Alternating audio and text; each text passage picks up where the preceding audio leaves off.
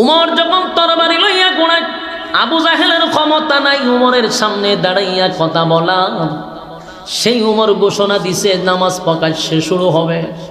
সেদিন থেকে নামাজ মক্কাতে প্রকাশ্যে শুরু হয়েছে। জোরে কোন সুবহান। আমি শুধু আপনাদেরকে একটা একটা করে পয়েন্ট বলবো, আর আপনারা শুধু উমরকে চিনবেন, উমরকে চিনবেন, তাহলে সামনের আলোচনা করতে আমার সুবিধা হবে। উমর সাধারণ কোনো সাহাবী না। আমি একটা ঘটনা পড়ছি, উমর যে কেমন একজন সাহাবী ছিল আপনারা শুনলে আশ্চর্য হবেন। উমর যখন দেশের রাষ্ট্রনায়ক ছিল, উমরও দেশের কি ছিল? প্রেসিডেন্ট ছিল, সাধারণ প্রেসিডেন্ট না। উমর 50টা রাষ্ট্রের প্রেসিডেন্ট ছিল। 50টা রাষ্ট্র মানে অর্ধ পৃথিবী। যেমন আমেরিকা একটা রাষ্ট্র, ওই রাশিয়া একটা রাষ্ট্র, বাংলাদেশ একটা রাষ্ট্র, ইন্ডিয়া একটা, এরকম রাষ্ট্র 50টার প্রেসিডেন্ট ছিল উমর। কি বুঝেন? আঙ্গুলের ইশারায় অর্ধ পৃথিবী চলে, এর নাম হইল উমর। খলিফাতুল মুসলিমিন হযরত উমর যখন দেশ চালাইতো, তখন একজন গভর্নর পাঠাইছে মিশরে। মিশরে যিনি দেখভাল করেন, যিনি পরিচালনা করেন, যার দায়িত্ব মিশর চলে, ওনার নাম হলো আমর ইবনুল আস রাদিয়াল্লাহু তাআলা আনহু। উনি গোটা মিশর ওনার দ্বারাই পরিচালিত হইত, ওমরের নেতৃত্বে। মিশরের মানুষের মূল কাজ ছিল কৃষি, আর এই কৃষি উৎপাদন করত নীল নদের পানি দিয়া।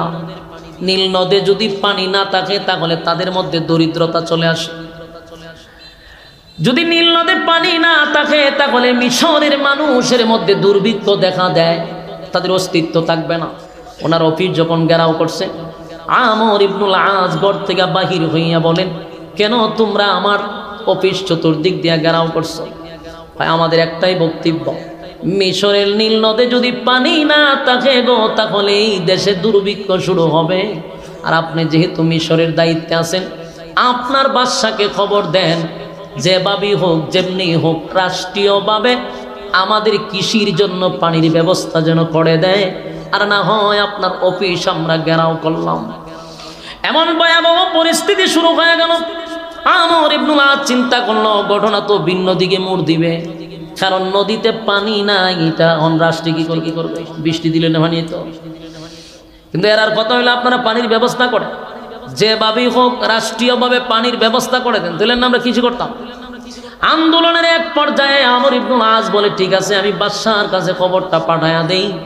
তখন বাদশা করেন হযরত উমর চিঠি, তখন তো মোবাইলের যুগ ছিল না, চিঠির যুগ ছিল। চিঠিও আমাদের মতো এইভাবে সাইকেল দিয়া গাড়ি দিয়া নেয় না, তখন হেঁটে হেঁটে এক দেশ থেকে আরেক দেশে চিঠি যাইতে কত মাস লাগে।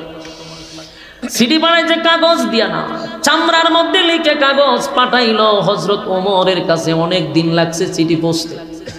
ওমরের কাছে গেছে বলে, ওমর দেখে গভর্নর যিনি আমর ইবনুল আস, উনি চিঠি দিয়েছেন, খলিফা আমার যেই জায়গায় কাজের জন্য পাঠাইলেন মিশরে, মিশরের মানুষ আমার অফিস ঘেরাও করে রাখছে, আমি বাহির হইতে পারি না। এর এক নম্বর কারণ হলো মিশরের মানুষের আয়ের উৎস হলো সবজি উৎপাদন করে, তারা কৃষি কাজ করে। কিন্তু ওগো আল্লাহর পয়গম্বরের সাহাবী হযরত ওমর আমার খলিফা, এখন আমার কি করণীয়? আমি কিভাবে তাদেরকে পানির ব্যবস্থা করব?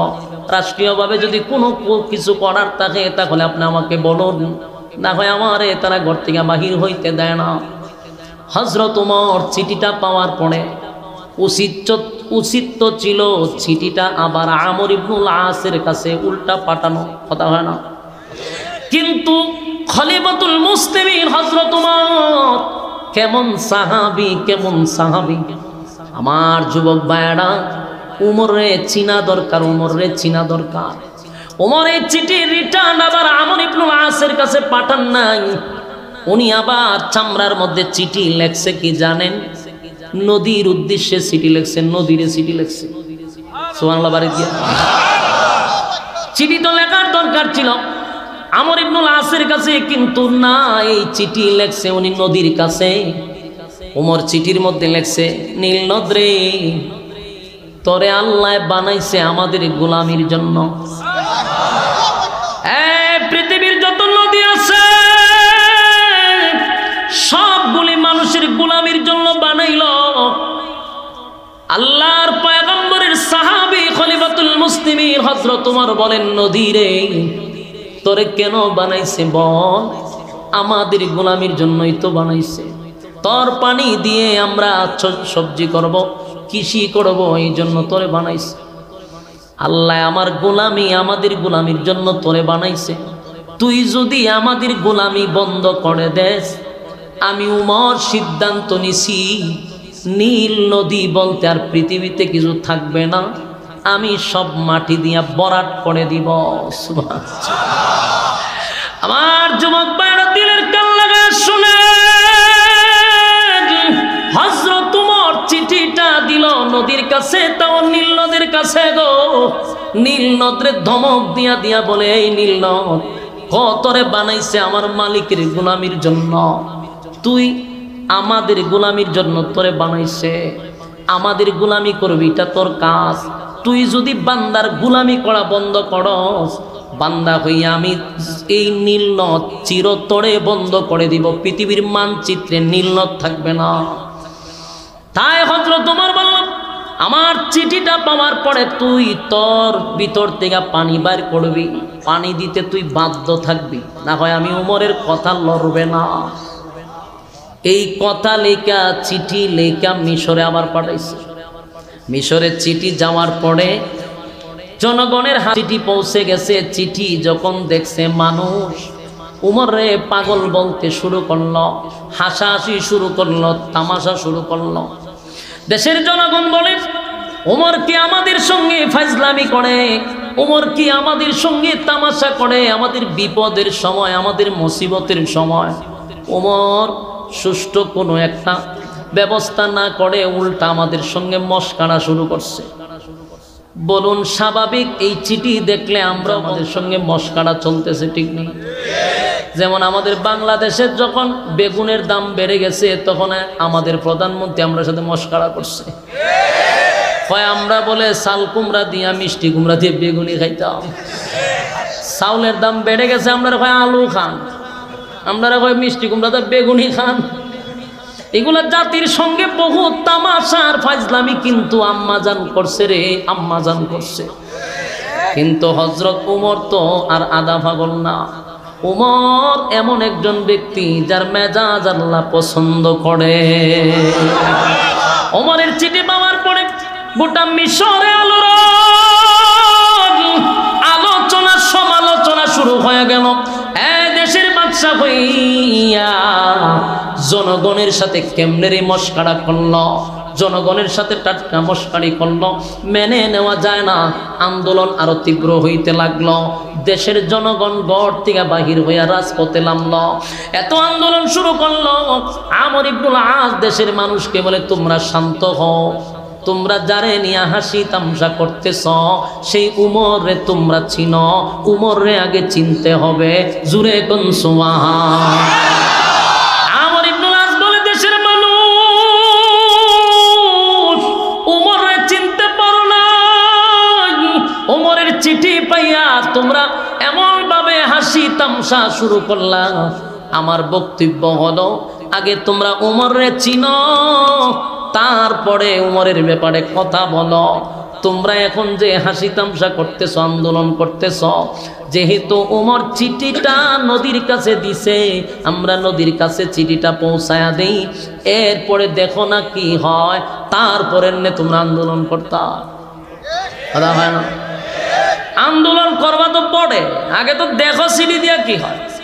মানুষে কয় এটা কি ফাইজলামি, নদীকে আমরা কথা শুনবো, নদীকে মানুষের কথা মনে। সূর্য মানুষের গোলামি করে, চন্দ্র মানুষের গোলামি করে, গাছ মানুষের গোলামি করে, নদী মানুষের গোলামি করে রে। কারণ আল্লাহ বলেন, সমগ্র মাখলুকাত মানুষের গোলামির জন্য বানাইছি, মানুষকে বানাইছি আমি আল্লাহর গোলামির জন্য। মানুষ তুই যদি আমি আল্লাহর গোলামি করো, তাহলে আমি আল্লাহ তোদের ব্যাপারে অর্ডার দিয়া দিছি, মাখলুকাত তোর গোলামি করবে, তোর গোলামি করবে। মানুষ যখন আমার আল্লাহ ভুলে যায়, মানুষ যখন আল্লাহর গোলামি বন্ধ করে দেয়, মানুষের দাম থাকে না, মানুষের দাম থাকে না, জিনিসপত্রের দাম বেড়ে যায়। মানুষ তোমার কোনো দাম থাকবে না। কারণ তুমি মালিকের সাথে সম্পর্ক নাই, তাই মালিকের মাখলুকাত তোমার সঙ্গে সম্পর্ক নাই। তুমি যখন আল্লাহর গোলামি করবা তখন মাখলুকাত তোমার গোলামি করবে, এটাই বাস্তবতা। আমর ইবনুল আস বলেন, এই মিশরের মানুষেরা, মাথা গরম করা যাবে না, কারণ ওমর নদীর মালিকের সাথে সম্পর্ক করছে রে। ওমর যদি নদীরে অর্ডার দেয়, নদী অর্ডার মানতে বাধ্য। সুবহানাল্লাহ। কারণ নদীর মালিকের সাথে সম্পর্ক কার? হযরত উমরের সম্পর্ক নদীর মালিকের সঙ্গে সম্পর্ক, তাই উমর যেহেতু নদীরে অর্ডার দিছেন, নদী মানতে বাধ্য। আমর ইবনুল আস বলেন, চিঠিটা লইয়া দেশের জনগণ গেছে, দেখি আজকে কি হয়।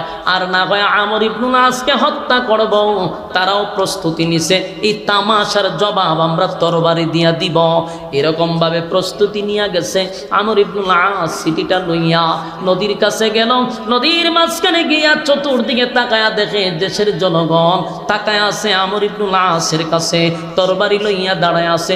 যদি পানি না দেয়, আমর ইবনুল আসকে হত্যা করার প্ল্যান করছে। জনগণের সঙ্গে তামসা।